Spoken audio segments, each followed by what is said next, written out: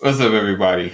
Hello. Welcome to another edition of Purpose for Forever. We tired. Yeah, it's a little bit. So we're talking about kids and relationships. We gonna hit this intro and we gonna come back. What we doing? I'm saying, hey. You just skipping steps. I'm saying, hey. Hey, guys. You already hey. You come guys on, speak to the people. Gotta speak to the people. Snap out of it. And there you go, basic. Me and you together, our purpose for forever. Won't let nothing ever tear us apart. Me and you together, our purpose for forever. Won't let nothing ever tear us apart. Me and you together, our purpose. This episode is brought to you by StreamYard. Ready to go live? Go to bit.ly/StreamYard BOL. That's bit.ly/StreamYard BOL. This episode is also brought to you by Self. Build credit now. Go to bit.ly/now build credit. bit.ly/now build credit.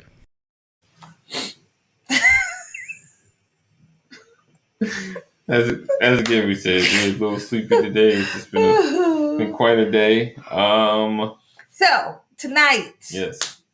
All right, we gonna hit this topic and keep it moving. So we wanted to talk about, relationships and kids and raising your children and kind of what that looks like for us, how we did it or how we do it. Hopefully, the hope, of course, right, is always that you're doing it right or well.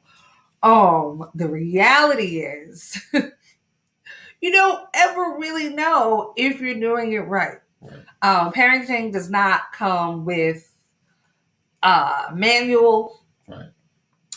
Every child is different.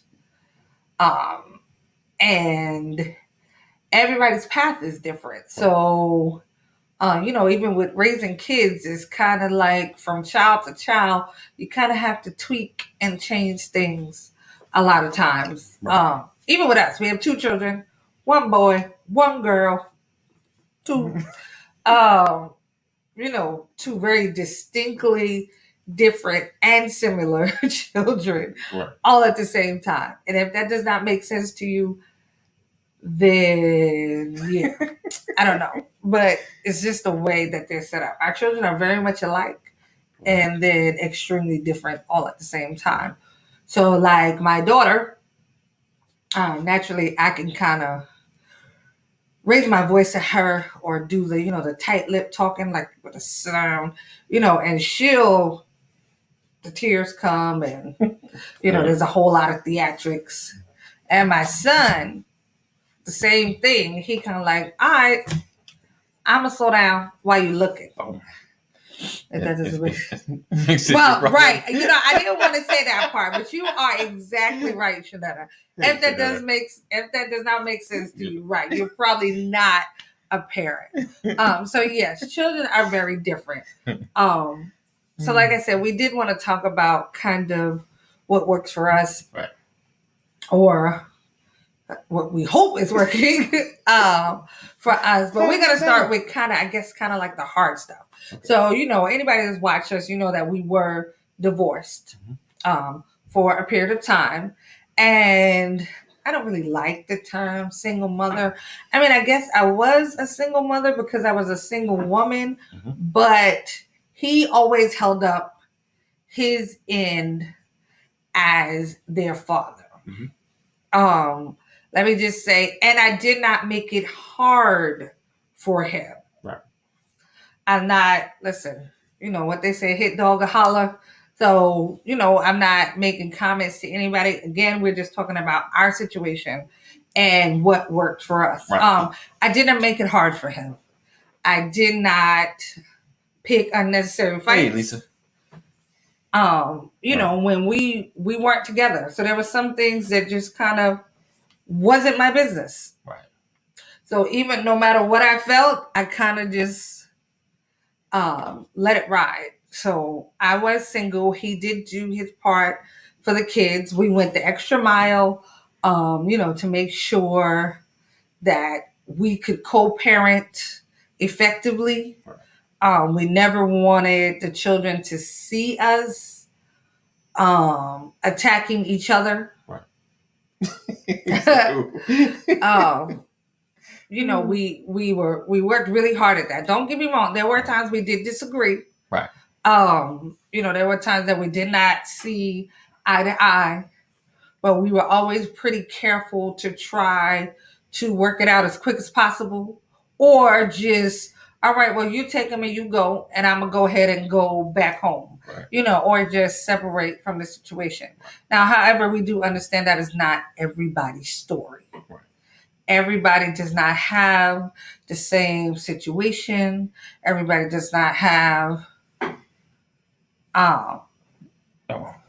He said, right. Yeah. No need to be out here tripping on each other. Right. Just work it out and raise the kids. Right. Exactly. And that's Right. kind of, you know, what we did. We had our separate lives for the most part.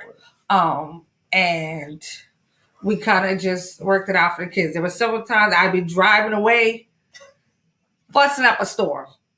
You know, I'd be mad. I'd be fussing all the way home to myself or to a friend, or, you know, and to my pastor if I had to. But, you know, I did not bring that to my children. I know I've said before, I always made a habit of not calling him any names, regardless of how I felt. And there was plenty of names that I could have called him. So I got into the habit of calling him Mr. Wonderful. You know, instead of, they'd be like, oh, what Daddy said. And I'd be like, oh, okay. I'm sure Mr. Wonderful did say that. You know, and to them, it was all good. But Right. for me, Mr. Wonderful meant something totally different. But I didn't feel like my children needed to understand that. I needed them to see him Right. as their father. Right. Nothing more, nothing less. They didn't need to see him as the man that I failed in a marriage with. Right. Because, you know, because Yes. he was just their father. Right. Like, I didn't feel they needed to experience the hurt that I was feeling, that he may or may not have caused me as my husband. Right. Because they are my children. They are his children. They are, you know, they weren't his spouse. They weren't in that type of relationship with him. I think, and again, like I said, this is our personal experience. Right. You know, for us, I feel like it's unfair for your children to have to experience their parent the way you've experienced them. Right. I think as a parent, it's up to us, men and women, to go above and beyond to allow our children just to have their parent. Right. So I did everything in my power to create that space for him. And so it was easy for him to operate and remain in that space. Yeah, definitely. It's just working through the functioning part of it. Because, you know, it is easy to get caught up in your relationship or the lack thereof, and it can spill over into your kids. So I found that it's just focusing on, you know, doing best for them. You know, like she said, when we were separated, I would be in one space, she was in another, taking the kids. You know, we've had our contact. It was cool. You know, we never made it long enough where it needed to be long conversations. It's just like, they're good. They got stuff, you know, because they were little, you know, I mean, out of diapers and all that. You know, they were straight. But, you know, they got snacks and make sure the kids like, yeah, I got snacks. You got snacks. We good. We got everything. All right. I'll see you Sunday, you know. So it's just, it's getting to that understanding. And, you know, like we're saying, it doesn't always work like that in a lot of relationships, you know, but the factor is you're doing it for your children, right? And it can be challenging moving your relational feelings away from, and not merging with the parental feelings. Um, but you have to do it. It's a must in order for your kids to really be healthy. Because we know sometimes being together, because some people, I'm sticking it out for the kids, may not be the best thing, because it brings more tension.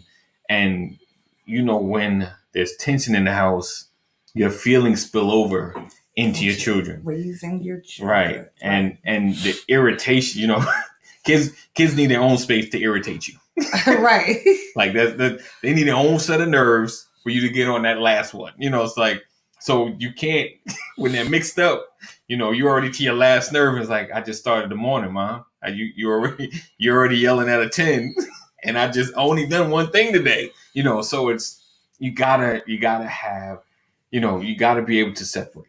And I'm not saying it like it's a simple thing. No, it's a challenging thing, but you gotta do it. It's a gotta, because if you want your children to at least be healthy in the relationship, to understand that, mom and dad are going through something right now, to see at least you guys be able to function in it in a way where if they go through the same, they can, it's kind of like, I hate to use the generational, but it's a generational of seeing things, not a curse, but just being able to see like, okay, this is how we navigate this thing effectively.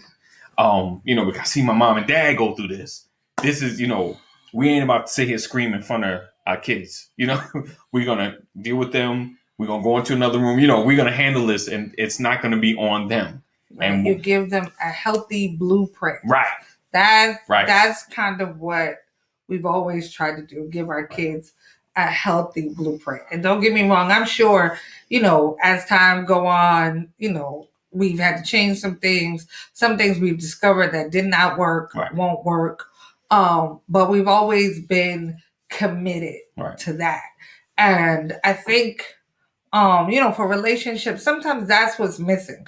Like we look for, even when the commitment between he and I was done, it was broken, it was finished, we weren't committed to each other no more in no kind of way.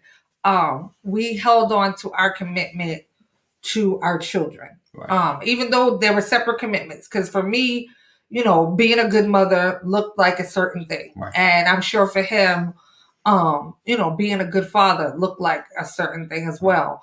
But we stayed committed to that. Right. And I didn't try to force him into the picture of the father I thought he should be. Mm. He didn't try to force me into the picture of the mother he thought that I should be. Right. And there were times I can say for myself that was hard. There were times when I'm like, okay, I sent these clothes. Why they wearing that? Or I sent this and you only sent back this. Right. Oh, it's at the house. We've had plenty of those situations. Right. Even looking at the kids, you guys have seen my children. They look like their father. Right. So just imagine not wanting to see his face and then I still have to look at their face. There were a lot of conscious decisions, that came along with trying to make sure that I had a healthy environment for them.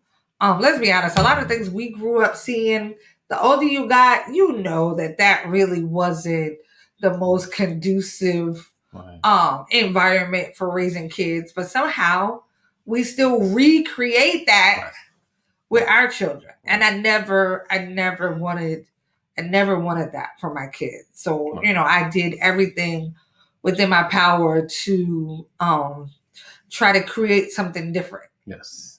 And so even to fast forward to now, we're back together, we have these kids, and life goes on. You have to keep raising, you have to keep working. You're working on your marriage. Right. You're trying to stay a good parent. You're trying to provide, for your household. You're watching everything that's going on in the news. We still got a pandemic happening. Like there's a lot of moving parts. Right. And it can easily become overwhelming. Right. So I know I'll say for me, even when, you could work all day, come home, we still make sure we make time to play games with our kids. And I know that sounds like corny. People still do that. Yes. We make them put down the electronics sometimes. We turn off the TV sometimes. And we play games with our kids. Right. It does a couple of things. One, it helps you to kind of, what do you call the decompress kind of thing? Yes, it helps us to decompress from our day and from society and everything that's going on. Right. And it's healthy for your children. Yeah. Like, I don't think people even talk to their kids anymore. It's like, oh, he been upstairs all day playing the game. Like, I hear that a lot.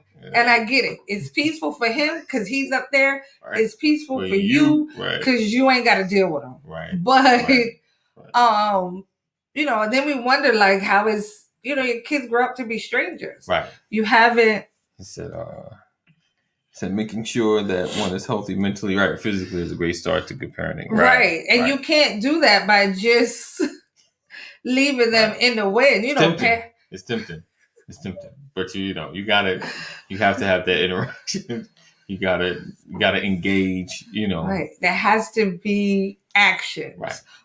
We make sure we hold hands in front of our kids. We hug each other. Right. Sometimes too much for the kids because, they say a lot of times, you guys are weirdos. Right. But I want them to see what healthy interaction between a man and a woman is. Right. I want my son and my daughter to understand, I'm a woman, your father's a man, and we together. Right. He said, really? I'm just saying, we always think that raising children, when you're raising them, just what you tell them is enough. Right. But just like when you go somewhere, when you get a job and you have on the job training, a lot of times it's what people tell you, but it's also what they show you. You got to watch videos, you got to listen to stuff. So it's the same with our kids. While we're training them, it's a lot of what they see. Yeah. And really more what they see than kind of what they hear. Because they only listen. They only listen to about half of what you say. Yes. But they see everything you do. Right. Everything. And I think that's a big one. The kids emulate or they talk about, what they see. And, my daughter likes to ask a lot of questions about what she sees and everything. So we are aware that, not only just telling them how to love, but showing them as well. And trying to emulate that in our household, and, take our household to another level of just interaction and love and being there for each other. Because, coming out of old school houses, kids should be seen and not heard. Right. Now, I will say we do apply to one old school. We don't have adult conversations. Kids don't be around your adult conversations. So I'm just saying we didn't take all the old school rules and throw them out. That one we kept because you shouldn't have your kids around adult conversation because if I'm gonna start talking about the neighbor or somebody, I don't need my kids around hearing me. Why do you talk about the neighbor? I'm just saying, so because some of the old school stuff, or things that were done as we were growing, do make perfect sense. Like some conversations, one, their mental state is not equipped to handle some of the conversations that we have. So, it is important to have, adult time where there's adults and then you have children time. But I feel like it's also important to make sure you engage with our kids. When we sit down, we talk about vacation. Right. Where do you guys want to go? We get them involved. Why don't you do some research? Tell me what's in this state. Yeah. We sit down, we have family meetings. Yeah. We ask them, okay, they know their one job is school. That's your one job. You only got one job. That's all you got to do is school. So, we ask, how's your job going? How is school going? What's happening? What's being said? What's being done? What are you doing? I think that's important so that, when a teacher do call you, if they have to call you, or when something's happening, you're not always in the dark. Right. Like, Right. I'm always bewildered about how a kid go and shoot up a school. Right.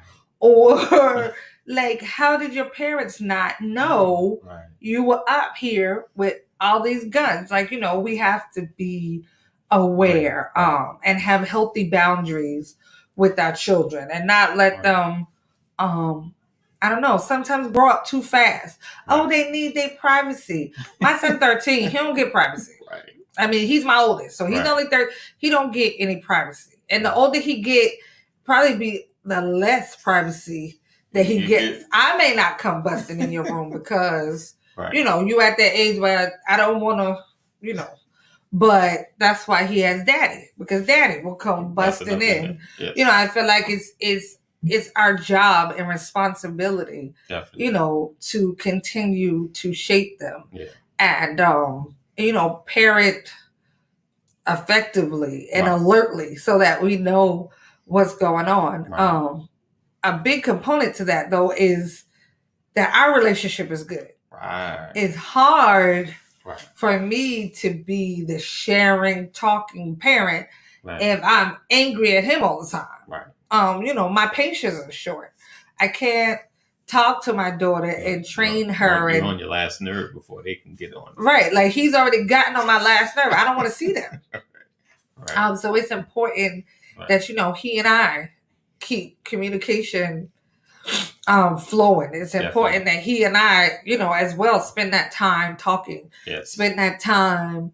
Family meetings got two parts. We sit, we talk to them. Yeah. When we done with them, they're released, and then we sit and we talk, and kind of go over, what our next moves are gonna be. What are we gonna do? I make sure, for me, that I tell him everything that I'm trying to do or want to do. And I know people are like, everything, yes, because, prior in our relationship, we were living two separate lives. Like, I had my own life where I kind of did my own thing, just whatever I wanted to do. And I felt like this is not marriage. Like, we just together, and I know what I want marriage to look like for me. So for me, I want to feel like I'm in a partnership. I want to feel like I'm a part of something. So, we communicate a lot about things. Right. And I think, that was one thing with myself, having goals or things I want to accomplish, not negating her, and what she wants to do, because if I've filled up the schedule of what's going to be done, there's not much room for her. There's not much room for her to do anything. Because I'm like, all right, tomorrow I'm going to do this. I got this. So how am I supposed to accomplish stuff I had in my head, when you fill the schedule, so it's having those conversations and having an, understanding and an agreement and sticking to it, and not letting anything, no matter how great, an opportunity may seem, we have a goal, have things we want to accomplish. And I throw the air quotes up because, things, you see like, oh man, I think I could squeeze that in because I'm excited. Like, I can squeeze that in. But what's the end goal for us? What have we agreed upon? Because because I had to hear that a lot. What did we agree upon? Right. What do we just have an agreement about? You agreed that, such and such, such and such. So it's sticking to your agreement, sticking to the plan. Right. Stick to the plan. Right. Stick to the plan. Right. And listen, so I'll say this. So if something comes, there's an opportunity. You need to, I can't say yes.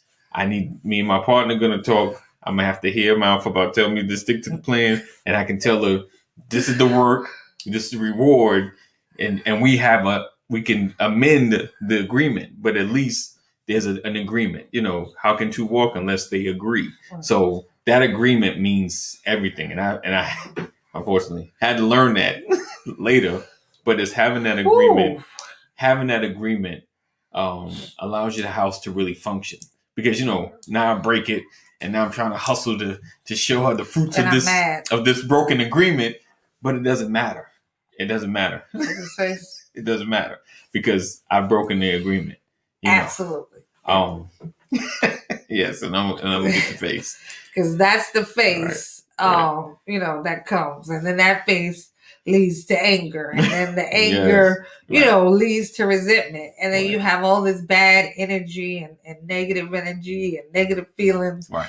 And now you're trying to pour into your kids. Right. How can you pour something positive in your kids and Right. you're full of negativity? You're full Right. of anger. Right. You've become bitter. You resent him Right. for something that he did 2 years ago. And don't get me wrong, healing Right. takes time. Right. And healing is a process. And sometimes there's things that have to take place to facilitate healing. Right. But, you know, Yeah. at the same time, Right. you know, all of that unhealed space, all of those angry, resentful feelings, Right. you know, that is what you're putting into your children. Right. Right. Unknowingly Right. and unintentionally. Right. But whatever's in you is going to come out. So if it's in there and Right. you're raising children, you know, it comes out. And then Right. you'll realize next year you'll be talking to the kid and they say something crazy. And you're like, where'd that come from? Right. Where you get that from? Right. Right. And Not realizing that yeah. you're the culprit. You know, what I realize with kids, it's being creative, you know, and having that creativity. Oh, Could you having that creativity. And when you're upset or you're angry, you kind of just get through the moments, going through the motions, you know, and you can miss out on some great times with your children. You know, I've had to realize that, you know, like if we're kind of surviving, you know, and on all of the relationships, we're just surviving. I'm doing enough for my kids. So, right. So if someone checked in on me and said, how's it going with the kids? I did their homework. We washed dishes and we watched some TV. They in the room playing, you know, I did my minimum. I had a little bit of conversation just to make sure they still okay. They in the room, you know, but you're missing out on really imparting in them purpose, you know, because they figure out the purpose through a lot of creativity while they make noise outside when they know we're live every Monday at 8. But having that, I think, you know, is very important. You gotta try new games. You gotta have fun, and you gotta see where their mind is at. Because, you know, just like in your relationship, you kind of go and grow and you evolve and you like different things. Your kids like different things as well. You know, it's funny. I was joking with my son about some of the old TV shows and like Wonder Pets and stuff. He was like, Dad, and you know, I realized I know you're not the baby. I'm You're not the little 13. kid. Right. You know, some of the cartoons we used to watch, and it's understanding where your children are at. You know, having those conversations and realizing they just about as tall as you. You know, and they're taller than me. I looked at all the pictures, you know, from the party, and I'm like, how am I the shortest person in my family? Like, this is so terrible. Yeah, they grow and they change. Yes. So fast. And if you're not careful, you've missed, you know, an opportunity to give them something else, an opportunity to leave them with, you know, a lasting memory. Right. And so that's what we definitely focus a lot on, the memories. Right. Like, they may not remember every rule, every principle, every whatever, but they'll remember, remember when, you know, Mom and Dad took us to Tennessee and showed us the house where Grandma lived in. Right. You know, they'll remember that. Right. Or, you know, remember when, you know, they took us to Florida and we did, you know, those are our memories. Those are things that no one can ever take away from your children. Long after you're gone, what will your children remember you for? What are the things that they'll hold on to? Right. Naturally, your children never forget you. Right. Even if you were never a part of their lives. Right. Unfortunately, they still remember that feeling, that lasting feeling of you never being there. If you're the dictator, the screamer, the hollering, the shut up, sit down, they'll remember that. Their whole life. If you're the softy parent, remember we made dad cry with zips up. They'll remember that too. So I think, every day you kind of need to, what will your children remember about you? And then what do you want them to remember? What are some of the memories that you want them to have? Those things are important with parenting, especially with everything going on in the world. I feel like as a parent, we've got to do more. Like what our parents did, back in the 70s, 60s, 80s, however old, or for the newer people, the 80s, the 90s. Those things need to be tweaked a little bit. Our kids, it's a whole different world. It's a whole, between the internet and social media, and just the nature of people that have, has been put out openly. Our children are dealing with a very different time. So we have to do more. We have to be vigilant as parents. The one thing I don't ever want to fail at is being a mom, and failing in terms of, my mom just didn't. I don't want that to be something that they could say. Like, my mom didn't. Well, your mom didn't what? She just did. Like, my mom didn't hug. My mom didn't this. Like, I don't want that to be their story. I want them to remember that my mom was a goofball. She was goofy. She joked. She laughed. She tackled us. Whatever it was.